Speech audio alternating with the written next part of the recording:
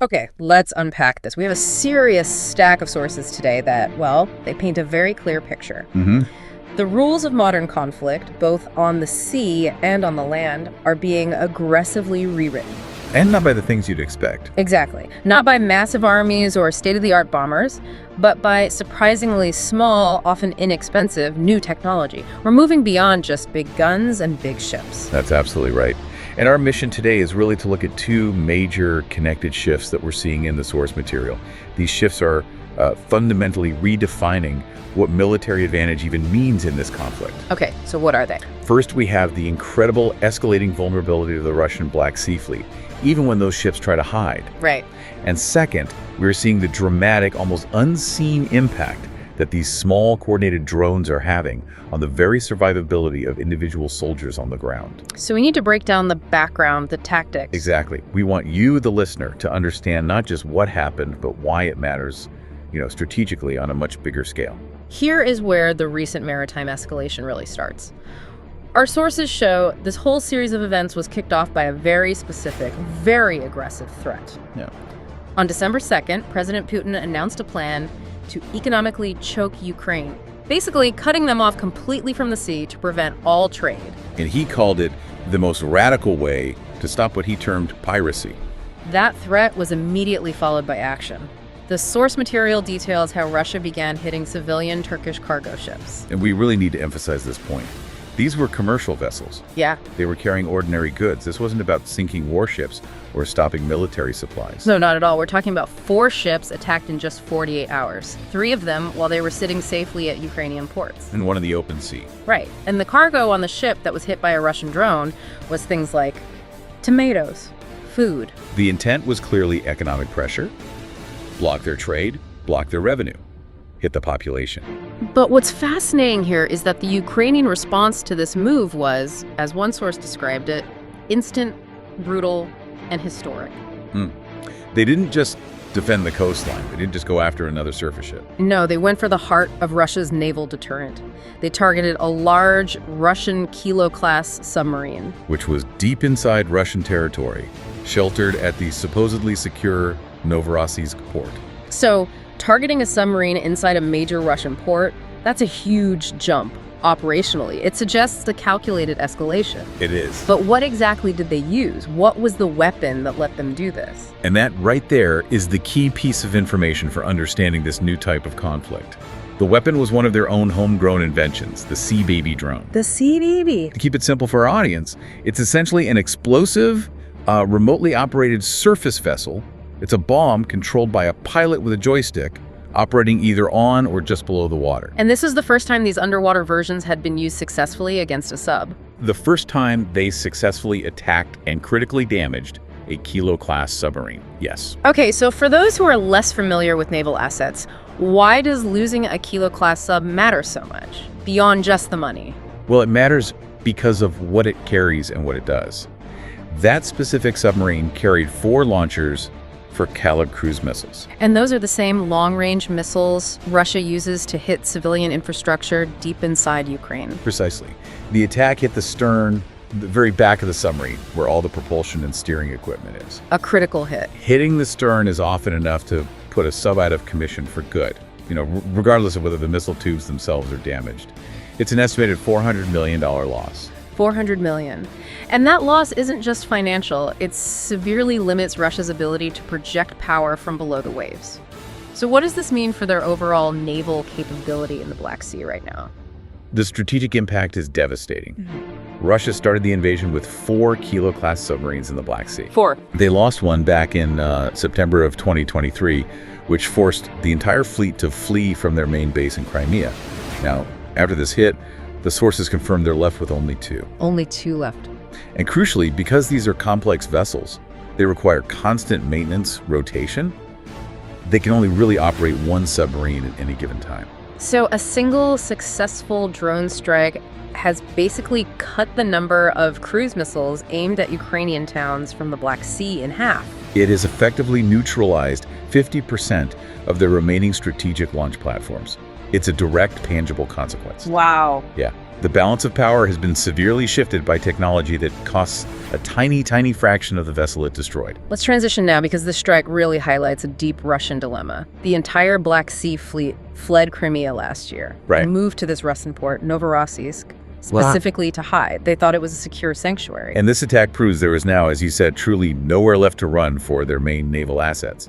And you can see that panic, that realization, reflected in the surprisingly candid and, well, often frustrated reactions from Russian commentators. Oh, yeah. Especially on social media channels like Telegram. They're openly wrestling with the fact that they have a navy that cannot protect its own ports. So when you look at those domestic sources, what kind of commentary was surfacing? We should be careful to just report what the sources are saying here. Absolutely. The reaction was extremely polarized. It just shows the strategic confusion. On one end, you have pure despair. Like what? We saw quotes like one source saying, "I want a drink. I don't have the strength to comment on this anymore." Just utter frustration that their high-value assets are constantly at risk. And on the other end? Kind of fatalistic resignation.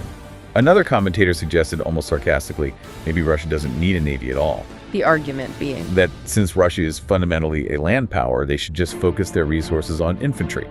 Forget the ships. That debate over the Navy brings up a critical economic point, which a lot of these commentators were focused on: the shadow fleet. Right, the shadow fleet. And for anyone listening, that refers to the network of aging, often poorly regulated tankers that are transporting sanctioned Russian oil around the world. It's their financial lifeline. Exactly. And many Russian domestic voices were loudly calling for the Black Sea Fleet to leave port and protect these critical oil tankers. But they were hiding. Precisely because they were afraid of losing more ships. So this drone attack proves not only can the Black Sea Fleet not protect the tankers, it can't even protect itself inside its own supposedly fortified ports. So what's the real-world economic implication of that for those oil tankers? The economic risk is enormous, and this is what's driving that domestic desperation you see. The sources point out that if Ukraine keeps proving Russian ships are fair game, those shadow fleet tankers will continue dwindling. For two key reasons. First, insurance premiums will just shoot up to prohibitive levels. And second, it'll become nearly impossible to find international crews willing to sail those extremely dangerous Black Sea routes. Which would mean serious chaos for the Russian economy. It forces them into complicated, slow, and very expensive rerouting of massive cargo flows. It's an economic injury inflicted by a military failure. And this desperation, it even spurred some of the more extreme rhetoric we see. How extreme? Some Russian commentators suggested that if Ukraine keeps targeting Russian ships, Russia might need to respond with nuclear measures. Wow. It just shows the serious level of escalation being discussed domestically, simply because the commercial viability of their Black Sea trade is so severely threatened. Okay, let's switch gears. Let's transition now from the sea to the ground. This next section really illustrates how the same kind of asymmetric technology, the inexpensive drone, is transforming reality for the common soldier. Our sources gave us this truly fascinating clip of Russian troops trying to cross the Dnieper River area south of Kherson in a small boat. This footage is a terrifying window into the new infantry battlefield. What the former Navy SEAL who analyzed it highlighted was just the pure tactical futility these troops were facing. What was happening? The Russian soldiers were moving extremely fast. They were trying to use a jammer to block the drone signals, and in a truly desperate moment, they were shooting back at the incoming drones with 12-gauge shotguns, likely loaded with birdshot. Shooting tiny birdshot meant for small birds at a flying robot that's about to drop a bomb on your head.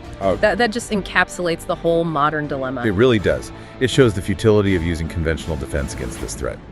And the main takeaway was the sheer density and coordination of the Ukrainian drones. So it wasn't just one drone? Not at all. The pilots were converging using radio coordinates. Multiple coordinated units attacking at once. The risk of being hit was so high that the sources conclude crossing waterways is now fundamentally unsafe. It's just not feasible without guaranteed losses. And we have some critical data points that really illustrate how fundamental this change is. One drone unit commander shared an absolutely staggering statistic from the source material. This is the one that really stands out. They are taking out 80% of Russian soldiers before they even get to the front lines. Let's just pause and think about that number. 80%. Historically, planners expect the highest casualty rates during direct engagement at the front line. Right. Losing 4 out of every 5 soldiers before they even fire a rifle is not just attrition. It's a structural breakdown of conventional military deployment. It means the war is being won, or at least strategically influenced, before the main battle even starts. And the medical perspective, which, often gives you the starkest reality, it tells the same story. What did it say? A medical director for one of the divisions in the East reported that 80% of the casualties he treats are from drones. Compared to only 20% from traditional threats, like artillery or rifle fire. Exactly. So if you connect those dots, the frontline losses and the medical data, we're truly confirming what some in the source material called the first war of the 21st century. A flying robot. The sources confirm the number one thing killing a soldier on the battlefield today is a flying robot. It's not the massive shell, the expert rifleman, or the tank anymore.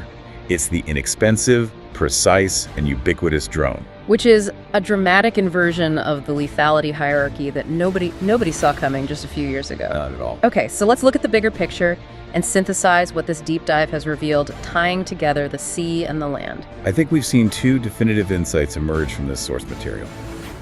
First, on the sea, we have the ability of these small, inexpensive naval drones to inflict multi-million-dollar damage on state-of-the-art naval assets. Right, severely limiting the operational capacity of a major fleet.